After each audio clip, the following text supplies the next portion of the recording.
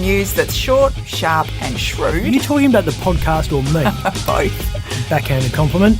This is Up Late with Ben Harvey. Big day. So, Vladimir Putin's declared war. Mark McGowan's declared an intractable outbreak of COVID, which is apparently potent enough to bring down nature's biggest and most belligerent animals. One of Australia's largest building companies has gone under. $73 billion has been wiped off the ASX. Christian Porter has gone from defending the Australian Constitution to defending alleged gun runners. And WA business giant Jack Bendat has died. Nev Power was probably happy that his sentence has been delayed, but being in an isolation cell behind razor wire actually sounds pretty appealing right now. Ooh, why was his sentence delayed? All we were told was Nev's son Nick, who was in the chopper with his old man, was unable to attend, and therefore sentencing had to be postponed for a month. I like to think Nick's at a tattoo parlour getting schematics of Hakea inked on his body like in that TV show Prison Break. I've seen the blueprints. Better than that. I've got him on me. So he can hatch an audacious escape plan with his dad by either chiselling through a wall Shawshank Redemption style or digging a tunnel like Steve McQueen in The Great Escape. Nick and Nev have dodged a bullet, at least temporarily, because I reckon things are about to kick off in jail. What makes you say that? Little telltale signs. Officers go around on these little electric carts. Usually if a prisoner is walking on a path and a couple of bosses are coming up behind them in one of these things, the crim will stand to the one side. The union says that's not happening at the moment. And the prison officers are telling me they're worried by it because historically this kind of show of strength is a precursor to a riot. And there are other little power changes that have crept in. If you had a visitor who brought you contraband, you would ordinarily be thrown in a cell in isolation and have your visitation rights restricted. That's not happening anymore because of staff shortages or cell shortages or something, but it's another power shift in favour of the prisoners. And there's a more obvious sign the prisoners are running the place. They're beating the shit out of the guards. There's a lifer at Casuarina right now who's in a high security wing. They've wanted to move him into self-care for years, but he's declined. On November 24, he walked up to a screw and asked to be moved. And when they asked him why the change of heart, he said he didn't want to be involved in what's about to happen. Ew. What's behind all the aggro? Prison officers say there's not enough guards on duty, which means prisoners are being kept locked up in their cells for longer because it's too dangerous to let them out. There's not enough guards because the department has cracked down on overtime because the OT bill was out of control. $430,000 in one month. Morning, they're business expenses, relax. Last year they budgeted $837 million in wages, but spent $868 million.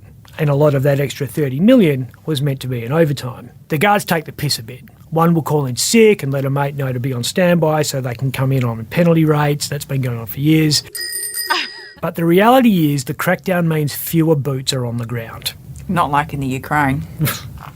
Putin said in case of foreign interference, Russia will react immediately and anyone messing with him will suffer consequences they have never seen. Ominous. I think we all know what he means by that. Joe Biden has said, "Tonight, Jill and I are praying for the brave and proud people of Ukraine."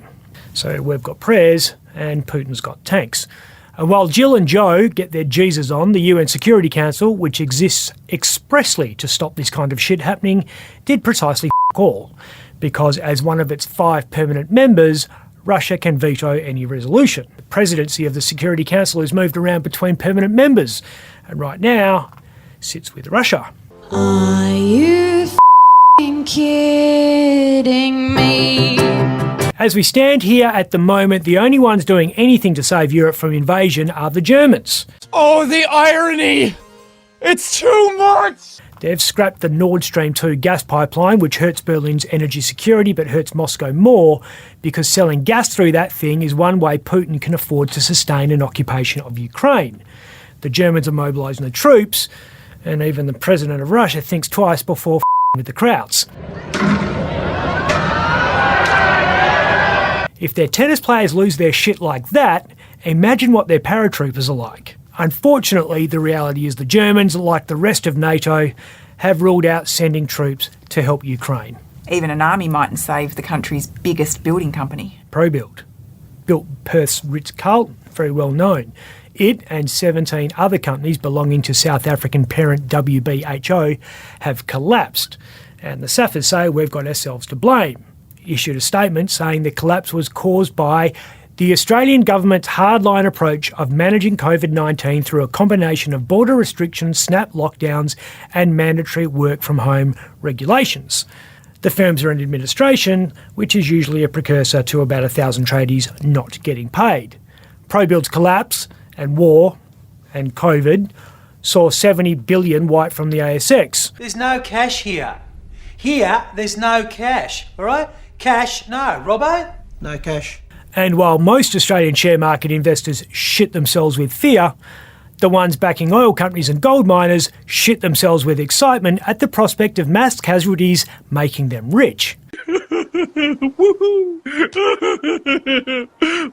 Right now, there's only one bloke not shitting himself.